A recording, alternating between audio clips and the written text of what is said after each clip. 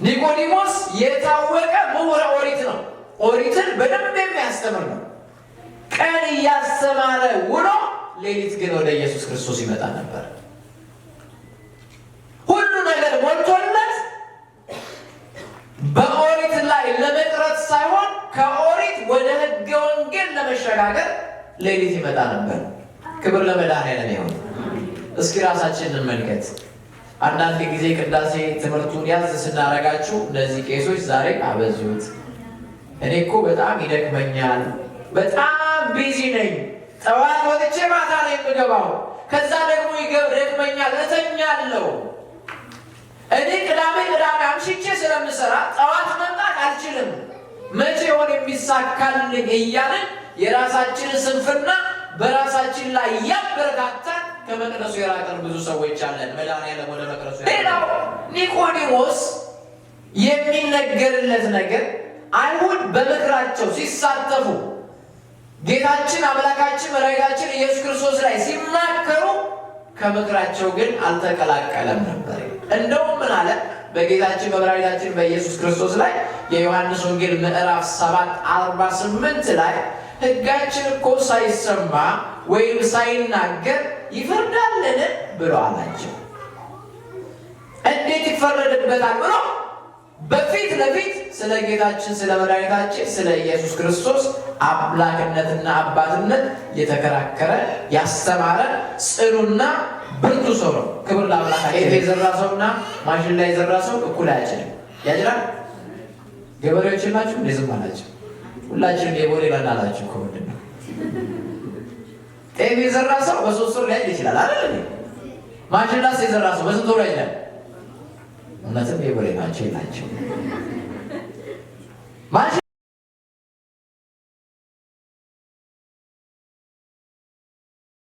ሁላችንም እጃችንን በትምህርተ መስቀል ወደ ላይ እናነሳለን። በስመ አብ ወወልድ ወመንፈስ ቅዱስ አሐዱ አምላክ አሜን። የተከበሩ አባታችን ክቡር ሊቀ ኅሩያን ቀሲስ ከፈለኝ ወልደ ጊዮርጊስ የደብራችን ዋና አስተዳዳሪ፣ ክቡር መላከ ብርሃናት ቆሞስ አባ ዜናዊ የሃሪሰንበርግ ቅድስት ሥላሴ ቤተክርስቲያን አስተዳዳሪ፣ ክቡር አባታችን መላከ ሰላም የኔታ አብርሃም፣ ክቡር መጋቤ ሃይማኖት ቀሲስ ጌታ ፍርዱ፣ ወንድሞቼ ዲያቆናት፣ የቤተ ክርስቲያን የስስት ልጆቿ፣ የሰንበት ትምህርት ቤት ወጣቶች፣ ከመንበሩ ስር የሚፈልቀውን ጸበል ለመጠጣት በቅዱሱ መስቀል ለመባረክ በቃሉ ለማረፍ በዝማሬው እግዚአብሔርን ለማመስገን ከሩቅም ከቅርብም የመጣችው እግዚአብሔር የምትወዱ እግዚአብሔር ደግሞ አብዝቶ የሚወዳችው ምእመናን ወምእመናት እንዲሁም ሕፃናት በእግዚአብሔር ስም ፍጹም ሰላም እንደምን አደራችሁ? እንደምን አደራችሁ? ድምፃችሁ ቀነስ ያለው መዝሙር ይቀጥል ይመስላል። እንደምን አደራችሁ? እንደምን ሰነበታችሁ? የምህረት የቸርነት የጸጋ ባለቤት አባታችንና አምላካችን ቅዱስ እግዚአብሔር እርኩሰትና ኃጢአት ሞትና ኩነኔ ከበዛበት ዓለም ለይቶ ዕድሜ ጨምሮልን ዘመን ቀጥሎልን ነጭ አልብሶን በክብር ሰብስቦን እንድንዘምርለት ፈቅዶ በቃሉ ሊያሳርፈን ደግሞ ወዶ በዚህ ቅዱስ ስፍራ ያገናኘን የቅዱሳን አባቶቻችን አምላክ ቅዱስ እግዚአብሔር ስሙ ከፍ ያለ የተመሰገነና የተወደሰ ይሆንልን። ስሙ ይክበር ይመስገን።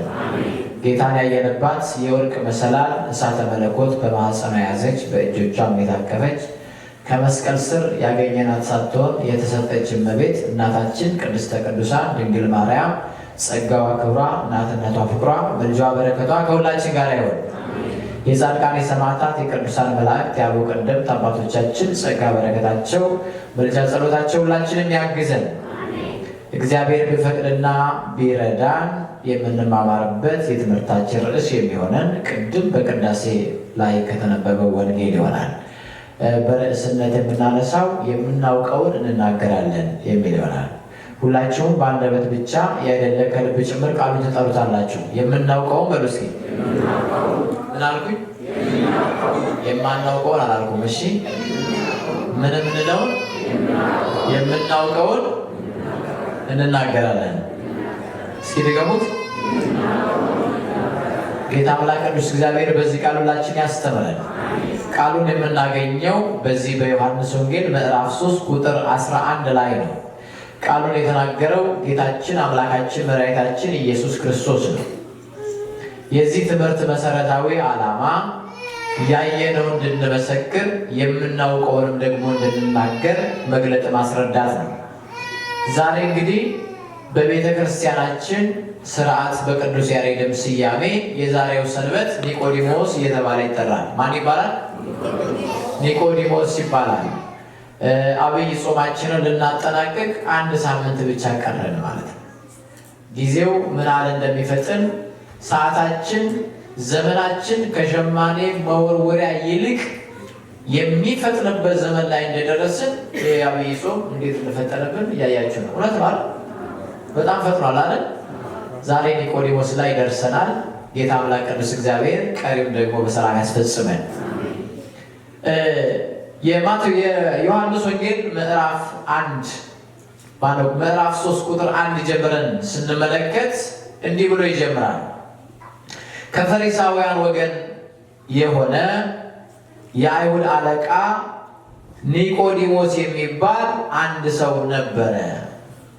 አንደኛ ከፈሪሳውያን ነው። ፈሪሳውያን ወግ አጥባቂዎች፣ ሕግ አጥባቂዎች፣ ከኛ በላይ ማንም የለም የሚሉ ሕግና ነቢያትን እናውቃለን ብለው የሚናገሩ የሙሴ ደቀ መዛሙርት ነን ብለው የሚፎክሩ ናቸው። ኒቆዲሞስ ከነርሱ ወገን ነው። እንደገና ደግሞ የአይሁድ አለቃ ነው። የምን አለቃ ነው? የአይሁድ አለቃ ነው። ኒቆዲሞስ ማለት የቃሉ ትርጉም አሸናፊ ወይንም ድል አድራጊ ማለት ነው። ኒቆዲሞስ የአይሁድ አለቃ ብቻ ሳይሆን የታወቀ ረቢ ወይንም የታወቀ መምህር ነው ይላል። የአይሁድ መምህር ነው። የምን መምህር ነው? የአይሁድ መምህር ነው። ሕግ ከሚያጠቁ ዘንድ ብቻ የተገኘ ሳይሆን አልቅናው የአይሁድ አለቃ መሆኑ ብቻ ሳይሆን የታወቀ የሕግ መምህር ነው ነው። ይቀጥልና ይሄ ሰው ግን እሱም በሌሊት ወደ ኢየሱስ መጥቶ መምህር ሆይ እግዚአብሔር ከእርሱ ጋር ከሆነ በቀር አንተ የምታደርጋቸው እነዚህ ምልክቶች ሊያደርግ የሚችል የለም፣ አንተ ሊያደርግ የሚችል የለምና መምህር ሆነ ከእግዚአብሔር ዘንድ እንደመጣ እናውቃለን። ምን እንላለን? ድምፃችሁ የለም። እናውቃለን። ይህ ሰው የአይሁድ አለቃ የሆነ የሕግ መምህር የሆነ ሰው ከፈሪሳውያን ወገን የሆነው ሰው ድል አድራጊ የሚል ወይም አሸናፊ የሚል የስም ትርጓሜ ያለው ሰው ወደ ኢየሱስ ክርስቶስ ሌሊት መጣ ይላል። መቼ መጣ? ሌሊት መጣ ይላል። አሁን ዝማሬውን ስንሰማ ስለ ኒቆዲሞስ በደንብ ተዘምሯል። በዝማሬ ሀሳቡ በደንብ ገብቶናል። ይህ ሰውዬ ዓለም የምትፈልጋቸው በሁሉም የሚጓጓላቸው 3 ነገሮች አሉት። አንደኛ ስልጣን አለው። ምን አለው? ስልጣን አለው። ሁለተኛ ገንዘብ አለው። ምን አለው? ገንዘብ አለው። ሶስተኛ ደግሞ እውቅና አለው። ምን አለው? ስልጣን ያለው ሰው ነው። ገንዘብ ያለው ሰው ነው። እውቅና እውቀትም ያለው ሰው ነው። ብዙ ሰዎች ገንዘብ፣ ስልጣን ከተማና እውቀት ካለ የሚይዙትን የሚጨብጡትን የሚያጡ ናቸው። ምክንያቱም የኛ ደስታ ስልጣን ላይ የሚመስለን፣ የኛ ደስታ እውቅና ላይ የሚመስለን፣ እኛ ደስታ በተማርነው የትምህርት ልክ የሚመስለን፣ ይህንን ባገኝ ይሄ ቢሟላልኝ ብለን ሁል ጊዜ የምንጓጓላቸው ስንይዛቸው ደግሞ ባዶ የሚሆኑብን ነገሮች ናቸው። አንዱን ለማግኘት ብዙ እንደክማለን። ኒቆዲሞስ ሶስቱም ያሉት ሶስቱም ኖረውት ስልጣንም ገንዘብም እንደገና እውቀትም ኖሮት በሌሊት ወደ ኢየሱስ መጣ ይላል። በምን ሰዓት መጣ? በሌሊት መጣ። አስቡት። ቀን ሲያስተምር ነው የሚውለው። ኒቆዲሞስ የታወቀ ምሁረ ኦሪት ነው። ኦሪትን በደንብ የሚያስተምር ነው። ቀን እያስተማረ ውሎ ሌሊት ግን ወደ ኢየሱስ ክርስቶስ ይመጣ ነበር። ሁሉ ነገር ሞልቶለት በኦሪት ላይ ለመቅረት ሳይሆን ከኦሪት ወደ ሕገ ወንጌል ለመሸጋገር ሌሊት ይመጣ ነበር። ክብር ለመድኃኔዓለም ይሁን። እስኪ ራሳችንን እንመልከት። አንዳንድ ጊዜ ቅዳሴ ትምህርቱን ያዝ ስናረጋችሁ እነዚህ ቄሶች ዛሬ አበዙት፣ እኔ እኮ በጣም ይደክመኛል፣ በጣም ቢዚ ነኝ፣ ጠዋት ወጥቼ ማታ ነው የምገባው፣ ከዛ ደግሞ ይደክመኛል እተኛለሁ፣ እኔ ቅዳሜ አምሽቼ ስለምሰራ ጠዋት መምጣት አልችልም፣ መቼ ሆን የሚሳካልኝ እያልን የራሳችንን ስንፍና በራሳችን ላይ ያበረታታን ከመቅደሱ የራቀን ብዙ ሰዎች አለን። መድኃኔዓለም ወደ መቅደሱ ያቅርበን። አሜን በሉ። ያቅርበን። ኒቆዲሞስ በቀን ሲያስተምር ደግሞ ውሎ ሌሊት ይመጣ ነበር። ስልጣን ኖሮት፣ እውቀት ኖሮት፣ ገንዘብ ኖሮት። ለምንድን ነው ኒቆዲሞስ ሌሊት የመጣው? ለምን ሊመጣ ፈለገ? ለምንድን ነው ቀን ያልመጣው ብለን ካለን የመጀመሪያ ነገር ቀን መጥቶ ወደ ኢየሱስ ክርስቶስ ቢመጣና ቢማር ይሄ የታወቀ የአይሁድ መምህር ነው፣ እንዴት ከሱ ይማራል? ከሱ የሚማረውን መምህር ልንለው አይገባም ብለው አይሁድ እንዳይነሳሱበት ውዳሴ ከንቱን እንዳይቀርበት ብሎ ነው ይባል ይላሉ ትርጓሜው። እዚህ ጋር መምህር መባል ፈልጓል፣ እዛ ጋር ደግሞ ተደብቆ እየሄደ ትምህርቱን ይቀጥላል። ስለዚህ ኒቆዲሞስ አስተዋይ፣ የሚማር መምህር፣ የሚማር ደቀ መዝሙር፣ የሚያስተምር መምህር ነው። ውዳሴ ከንቱን ለመጠበቅ ማለት ነው። አሁን እኛ አንቱ ስንባል አንዳንድ ጊዜ አራት እግር የምናወጣ ማለት አይደል? ከፍ ሰዎች ሲያደርጉን እግዚአብሔር ከፍ እንዳደረገን አስተውለን በትህትና ዝቅ ማለት ካልቻለን፣ ለራሳችን መጸለይ ካልቻለን፣ ሰዎች አይን ውስጥ በገባን ሰዓት ላይ ወደ ጸሎት ካልተመለስንና ከታበይ መውደቃችን ቅርብ ነው። መድኃኔዓለም ከመውደቁላችን ይጠብቀን። አሜን በሉ። ይጠብቀን። ውዳሴ ከንቱ ለማያውቅ ሰው፣ ላልተረዳ ሰው ከባድ ይሄ እንዳይቀርበት ብሎ ይሄ እንዳያልፈው ብሎ ሌሊት ይመጣ ነበር። ውዳሴ የማይወድ ሰው የለም አለ የለም? ዝም አላችሁ ነው። የውዳሴ ከንቱ የማይወድ ሰው የለም። እውነታችሁ እውነቴ ነው። አንድ ሰው መጥቶ አንተ በጣም ክፉ ነህ ቢላችሁና አንተ በጣም ደግ ነህ ቢላችሁ የትኛው ይሻላችኋል? ክፉ ነህ ካለ እንፈልጠዋለን አይደል? ከአንተ የበለጠ ክፉ አለ እንዴ ነው አይደል? ቢያንስ መልሳችን ሰውዬው ይባላል በጥፊ ግራን የሚመታን ቀኝህን ስጠው የሚል ትምህርት ይሰማና ለጎረቤቱ ሄዶ ይነግረዋል። ወደ ቤቱ ሄዶ ማለት ነው። ዛሬ ቤተክርስቲያን እንደዚህ ተማር ምናምን ነገር ይለውና ሲነግረው ከዛ በኋላ ይወጣና እንደዚህ አይነት እኮ ትምህርት ተምረዋል፣ እኔ አሁን ቀኝም ግራይም ቢመቱኝ ቀኝን አዙሬ እሰጣለሁ ይላል። ኦኬ እንደሱ ከሆነማ ይልና አንዴ ላስ ያደርገዋል። ከዛ በኋላ መለሰና መታው። እንዴ ተምሬያለሁ አላልክም እንዴ? ነገረኝ እንጂ እኔ ታዲያ መቼ ነበርኩት አለ። እና በውዳሴ ተጠልፎ አለመውደቅ ነው። አምላካችን እግዚአብሔር ይጠብቃል። ኒቆዲሞስ ውዳሴው እንዳይቀርበት ሌሊት ይመጣ ነበር። አንደኛው ይሄ ነው። ሁለተኛው ሌሊት የሚመጣው ሌሊት የኃጢአት ወይንም ያለፈው የኦሪት ምሳሌ ነው። ኦሪት ጨለማ ናት፣ ብርሃን አይደለም ያለባት። ኦሪት ትንቢት ናት፣ ፍጻሜው አዲስ ነው። ኦሪት ጥላ ናት፣ አካሉ ጌታችን መድኃኒታችን ኢየሱስ ክርስቶስ የተገለጠበት አዲስ ነው። ክብር ለመድኃኔዓለም ይሁን። ኦሪት የኃጢአት ምሳሌ ነው ትባላለች። ኃጢአት በደል የሰለጠነባት ናት። ሐዲስ ደግሞ ኃጢአት የተራገፈባት ጽድቅና ቅድስና የተረጋገጠባት ናት እና ጨለማ ከሆነው ወደ ብርሃን ይመጣ ዘንድ፣ የኃጢአት ምሳሌ ከሆነው ወደ ጽድቅ ይሻገር ዘንድ፣ ከሕገ ኦሪት ወደ ሕገ ወንጌል ይመጣ ዘንድ፣ አንድም ሕገ ኦሪትን አጠናቆ ሕገ ወንጌልን ይማር ዘንድ በዚያ ሰዓት ላይ መጣ ይላል። ክብር ለአምላካችን ለእግዚአብሔር ይሁን። አሜን በሉ። ክብር ለመድኃኔዓለም ይሁን። ስለዚህ በዚህ ምክንያት ኒቆዲሞስ ወደ ጌታችን ወደ አምላካችን ወደ መድኃኒታችን ኢየሱስ ክርስቶስ ይመጣ ነበር። ሌላው ኒቆዲሞስ ሌሊት የሚመጣ የነበረው አይሁድ እንዳይነሱበት ነው። ፍርሃት ነው። አይሁድ እንዳይነሱበት ይፈራ ነበር። ቅድም በሁለተኛው ዲያቆን ሲነበብልን የሰማችሁት አንደኛ ዮሐንስ ምዕራፍ 4:18 ላይ አንብበውልናል። ስለዚህ አይሁድን በመፍራት ሌሊት ይመጣ ነበር። አንደኛ ዮሐንስ 4:18 ላይ የተነበበልን ፍጹም ፍቅር ፍርሃትን አውጥቶ ይጥላል፣ በፍቅር ፍርሃት የለም ይላል። ክብር ለመድኃኒዓለም ይሁን። ፍጹም ፍቅር ምን አውጥቶ ይጥላል? ምን አውጥቶ ይጥላል? ፍርሃትን አውጥቶ ይጥላል። በፍቅር ፍርሃት የለም። እየወደደ መማር እየፈለገ ከእግዚአብሔር ጋር መሆን እየፈለገ በዚህ ጋር ደግሞ እንዳይነሱበት በመፍራት ሌሊት ይመጣ ነበር። አንድም ጥበብ ነው ይላል።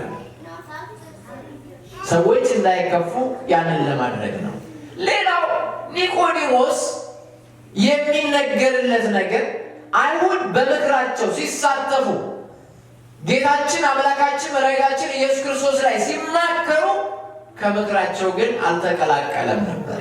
እንደውም ምን አለ? በጌታችን በመድኃኒታችን በኢየሱስ ክርስቶስ ላይ የዮሐንስ ወንጌል ምዕራፍ 7:48 ላይ ሕጋችን እኮ ሳይሰማ ወይም ሳይናገር ይፈርዳልን ብሎ አላቸው። እንዴት ይፈረድበታል ብሎ በፊት ለፊት ስለ ጌታችን ስለ መድኃኒታችን ስለ ኢየሱስ ክርስቶስ አምላክነትና አባትነት የተከራከረ ያስተማረ ጽኑና ብርቱ ሰው ነው። ክብር ለአምላካችን ለእግዚአብሔር ይሁን። ክብር ለእግዚአብሔር ይሁን። አይሁድ መካከል ሆኖ ስለ እውነት ያወራ ሰው፣ አይሁድ መካከል ሆኖ ስለ ጌታችን ስለ መድኃኒታችን ስለ ኢየሱስ ክርስቶስ የመሰከረ ነው። ስለዚህ በሌሊት የመጣበት ምክንያት አንደኛ ውዳሴ ከንቱ እንዳይቀርበት ነው። ሁለተኛ ደግሞ በፍርሃት ነው። ሶስተኛ ነገር ደግሞ ኦሪት የጨለማ የኃጢአት የሌሊት ምሳሌ ነችና ወደ አዲስ ወደ ሕገ ወንጌል ወደ ብርሃን ይመጣ ዘንድ ኒቆዲሞስ በሌሊት ወደ ኢየሱስ ክርስቶስ መጥቷል። ወደ ኢየሱስ ክርስቶስ መጥቶ አንተ እግዚአብሔር ከእርሱ ጋር ከሆነ በቀር ይህንን ሊያደርግ የሚችል ሰው የለም፣ አንተ ከእግዚአብሔር ተልከህ እንደመጣ እናውቃለን አለ። ምን እንላለን? ድምፃችሁን ፈልጋለሁ። ምን እንላለን? እናምናለን አለ እንዴ? እናውቃለን ያ ይሄ ደግሞ የሚያሳየው ገና ወደ እምነት አልመጣም። እናውቃለን አለ እንጂ እናምናለን አለ። እውቀቱን ነው የተናገረው። አንተ ለእግዚአብሔር ተልከህ እንደመጣ አውቃለሁ ግን አላመንኩም ነው። እናውቃለን ብሎ እውቀቱን ገለጸ። ጌታችን መድኃኒታችን ኢየሱስ ክርስቶስ መለሰና አስተማረው። እንዲህ አለ፣ መጣ እናውቃለን ሲል ኢየሱስም መልሶ እውነት እልሃለሁ ሰው ዳግመኛ ካልተወለደ በቀር የእግዚአብሔርን መንግሥት ሊያይ አይችልም አለ። ማን? ኢየሱስ ክርስቶስ ስለ ዳግም ልደት አስተማረው ማለት ነው። ኒቆዲሞስም ሰው ከሸመገለ በኋላ እንዴት ሊወለድ ይችላል አለው። ሁለተኛ ወደ እናቱ ማኅፀን ገብቶ ይወለድ ዘንድ ይችላልን አለው። ኢየሱስም መለሰ እንዲህም አለው፣ እውነት እውነት እልሃለሁ ሰው ከውኃና ከመንፈስ ካልተወለደ በቀር ወደ እግዚአብሔር መንግሥት ሊገባ አይችልም። ከሥጋ የተወለደ ሥጋ ነው፣ ከመንፈስም የተወለደ መንፈስ ነው። ዳግመኛ ልትወለዱ ያስፈልጋችኋል ስላልኩ አታድንቅ። ነፋስ ወደሚወደው ይነፍሳል፣ ድምፁንም ትሰማለህ፣ ነገር ግን ከወዴት እንደመጣ ወዴትም እንዴት አታውቅም። ከመንፈስ የተወለደ መንፈስ ነው፣ ከውኃም ከሥጋ የተወለደ ደግሞ ሥጋ ነው። ምንድን ነው ይህንን ያስተማረበት? ኒቆዲሞስ የነበረው በመንፈሰ ረድኤት ነው። በመንፈሰ ረድኤት የነበረው በኦሪት የነበረው ወደ መንፈሰ ልደት ያመጣው ዘንድ ወደ አዲስ ልደት ያመጣው ዘንድ ስለ ዳግም መወለድ አስተማር። ኒቆዲሞስ እንዴት አለ? ይሄ ሊሆን ይችላል? ሰው ዳግመኛ ወደ እናቱ ማኅፀን ገብቶ ይወለድ ዘንድ ይችላልን? እያለ መማር ጀመረ፣ እየጠየቀ እንደገና። እሱ በዛ ሰሞን ሌሊት ባለበት ሰዓት ላይ በዚያ ሰዓት ላይ እንዴት ይችላል እያለ ጌታችን ይጠይቃል። ክርስቶስ መለሰለት፣ አንተ አለ የአይሁድ መምህር ስትሆን ይህንን ከቶ አታውቅምን አለ። የምን መምህር ስትሆን? የምን መምህር? አክብሮት። አንተ የአይሁድ መምህር ስትሆን ይህን አታውቅምን? እውነት እውነት እልሃለሁ ያየነውን እንመሰክራለን፣ የምናውቀውንም እንናገራለን። የትምህርታችን ርዕስ ምንድን ነው? ምን የምንለው እንናገራለን? አቤት አንድ ሰው እዛ ጋር ደህና ደሩ ሳይለን ይላል። ደህና ዋሉ ማለት ነው። አሁንም አልሰማንም። እግዚአብሔር አምላክ ከሁላችን ጋር ያውል። እግዚአብሔር አምላክ ከሁላችን ጋር ያውል። የምናውቀው እንናገራለን። ይሁን አንዳንድ ጊዜ በጣም ድካም ይኖርና ሌሊት ብዙ ስራ ይኖርና የምንዝል የሚደክመን ሰዎች አለን አይደል? መድኃኒዓለም ያበርታን። እንዲህም ደግሞ ዝሎ እግዚአብሔር ቤት መገኘት ደግሞ ትልቅ ነገር ነው አይደል? ትልቅ ነገር ነው። ዋና መምጣት ነው። አንድም ቃል ይዞ መሄድ ትልቅ ነገር ነው። ያየነውን እንናገራለን፣ የምናውቀውን እንናገራለን፣ ያየነውን እውነት ደግሞ እንመሰክራለን ብሎ ጌታችን መድኃኒታችን ኢየሱስ ክርስቶስ ነገረው። ምንድን ነው ያለው? ስለ ምድራዊ ነገር ብነግር ካላመን ስለ ሰማያዊ ነገር ብነግር እንዴት ታምናለን? የእግዚአብሔር ቤተሰቦች ያየነውን ነው የሚለው። ምን ያለውን? ያየነውን። እኛ ዛሬ የምንናገረው ያየነውን ነው ወይ? የተመለከትነው ነው ወይ? እገሌ እኮ አየው፣ እገሌ እኮ አያት፣ እገሌ እኮ ተመለከተው ብለን ያላየነውን የምንናገር ሰዎች አለን። ያላየነውን ከመናገር እግዚአብሔር ይሰውረን። አሜን በሉ። እግዚአብሔር ይሰውረን። የምናውቀውንስ ምን እንላለን? አቤት። ስለዚህ ካሁን በኋላ የምንናገረው የምናውቀውን ነው የማናውቀውን ነው? እውነታችሁ ነው። እውነት እናደርጋለን። አምላካችን እግዚአብሔር ይርዳል። የምናውቀው የተረዳነውን የእግዚአብሔር ቃል የምናውቀውን እውነት የገባንን እውነት ሰው ማናሳዝንበትን እግዚአብሔርን ማንበድልበትን ድሃ ማያለቅስበትን ሕሊናችን የማይቆሽሽበትን ውስጣችን የማያዝንበትን ነገ የማንጸጸትበትን የምናውቀውን ምን እንላለን? ምን እንላለን? እንናገራለን ብሎ ጌታችን መድኃኒታችን ኢየሱስ ክርስቶስ ስለ ምስጢረ ጥምቀት በሚገባ ለኒቆዲሞስ አስተምሮታል። ክርስቲያኖች ዛሬ ከኒቆዲሞስ የምንማረው ነገር ምንድን ነው ካለን የትኛውም ቦታ ላይ ልንሆን እንችላለን። በየትኛውም የሥራ መስክ ልንሆን እንችላለን። በየትኛውም አድራሻ ሊሆን ይችላል። ሰው ሃይማኖቱ ሌላ ሊሆን ይችላል። በአንድ ቀን አስተምሮ ወደ ቤተክርስቲያን ማምጣት አይቻልም። ዘሩን ግን ዝሩ። ጤፍ የዘራ ሰውና ማሽን ላይ የዘራ ሰው እኩል አያጭድም። ያጭዳል? ገበሬዎች ናችሁ እንደ ዝም አላችሁ። ሁላችንም የቦሌ በናላችሁ እኮ ምንድን ነው? ጤፍ የዘራ ሰው በ3 ወር ሊያጭድ ይችላል አይደል? ማሽን ላይ የዘራ ሰው በስንት ወር ያጭዳል? እውነትም የቦሌ ናቸው ይላቸው። ማሽን ላይ የዘራ ሰው ነው በ6 ወር ሊያጭድ ይችላል። ስለዚህ ዛሬ የምንዘራው ዘር እናንተ እዚህ ቤተክርስቲያን ለመምጣታችሁ ወላጆቻችሁ የዘሩት ዘር ነው አይደል? የእኛ ወላጆች እኛ ላይ ስለሰሩ እኛ ቤተክርስቲያን ላይ ተገልጋዮችም አገልጋዮችም ሆነን ዛሬ ልጆቻችሁ ላይ የምትዘሩት ዘር፣ ዛሬ ጓደኞቻችሁ ላይ የምትዘሩት የእግዚአብሔር ቃል ዛሬ በቅሎ ዛሬ ታጭዶ ይደርሳል ብላችሁ አጠብቁ። ቀን አለው እግዚአብሔር ያደርሳል አይደል? እኛ ግን ስራችን እንስራ። የምናውቀውን የእግዚአብሔር ቃል እናካፍል። የምናውቀው መንፈሳዊ ሕይወት እናጋራ። እሱ ነው የመጀመሪያ ነገር። ሁለተኛ ኒቆዲሞስ ከጨለማው ወደ ብርሃን ሊመጣ ዘንድ ነው የተባለው። በጨለማ ሕይወት ውስጥ ያሉ ሰዎች አሉ። ጨለማ በሆነው ኃጢአት፣ በጭፈራው፣ በሺሻው፣ በመጠጡ፣ በዝሙቱ፣ እግዚአብሔር በማይከብርበት በመሸታ ቤት ዘመናዊነት፣ የኑሮ ስልት፣ ብልጣብልጥነት መስሎ የገባል ሰዎች አሉ። እግዚአብሔር አምላክ ነቅሎ ያወጣል። እግዚአብሔር ይችላል አይችልም? አታስደንግጡ። በየትኛውም አይነት ሰው ቢኖር ቀስ እያላችሁ ወደ ቅድስና ስፍራ ለማምጣት እንስራውላችሁ። እግዚአብሔር እያንዳንዳችን ደረጃችን ሊለያይ ይችላል እንጂ ሁላችንም ደካሞች፣ ኃጢአት የሚስማማው ስጋ ነው ያዘ አይደል? እግዚአብሔር ቤተሰቦች። ስለዚህ በማስታመን ቀስ ብሎ በመምከር ወደ ወንጌል፣ ወደ ብርሃን፣ ወደ መቅደሱ እንድናመጣ ጌታ አምላክ ቅዱስ እግዚአብሔር ይርዳል። ኒቆዲሞስ ሌላው ይፈራ ነበረ። እግዚአብሔር ቤት ስንመጣ አንዳንድ ጊዜ እንፈራለን። መፍራት ጥሩ ነው። መፍራት የሚያስፈልገው ግን እግዚአብሔር ነው አይደል? ቤተክርስቲያን ሲመጣ ብቻ አይደለም ነው እንዴ? ዮሴፍ እግዚአብሔር ያየኛል አይደል? በእግዚአብሔር ፊት እንዴት ኃጢአት እሰራለሁ አይደል ያለው እግዚአብሔር። ማነው ዮሴፍ? እንዴት ነው ያለው? እኛ ክርስቲያኖች ቤተክርስቲያን አበበ ከበደ አየኝ አላየኝ ሳይሆን እግዚአብሔር ያየኛል ብለን ወንድሜን ብበድል እህቴን ባሳዝን ወገኔን ባስቀይም እግዚአብሔር ያየኛል። እኔ በስውር እንዲህ አድርጌያለሁ፣ እግዚአብሔር በግልጥ እንዲህ ይከፍለኛል።